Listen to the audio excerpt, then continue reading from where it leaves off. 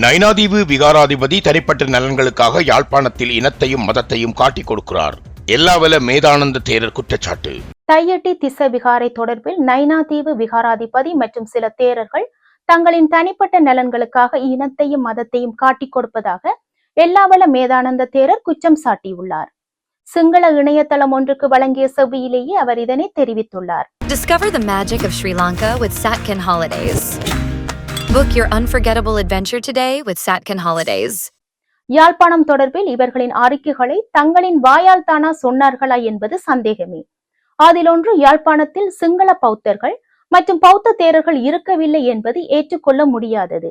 ருகுணு பகுதியில் வசித்த கரிய கால திசை என்பவர் தனக்கு தான தர்மங்கள் செய்ய வேண்டும், எங்கு சிங்கள பௌத்த தேரர்கள் அதிகம் வசிக்கிறார்கள் என வினவிய போது, அந்த காலத்தில் ருகுணு பகுதியில் தென் பகுதியில் வெளிவந்த தகவல்களின்படி பூங்குதி வைனாவில் புங்குடு தீவில் 1000க்கும் மேற்பட்ட தேரர்கள் வசிப்பதாக சொல்லப்பட்டுள்ளது.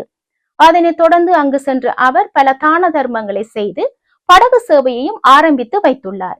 இது தொடர்பான தகவல்கள் எமது பாலி நூல்களில் குறிப்பிடப்பட்டுள்ளது. புங்குடு தீவில் 1000 தேரர்கள் இருந்திருந்தால் அவர்களை பராமரிப்பதற்கான மக்களும் இருந்திருக்க வேண்டும். அதனால் யாழ்ப்பாணத்தில் பௌத்த சிங்கள மக்கள்கள் வாழ்ந்ததற்கான நிறைய ஆதாரங்களை எனக்கு சொல்ல முடியும்.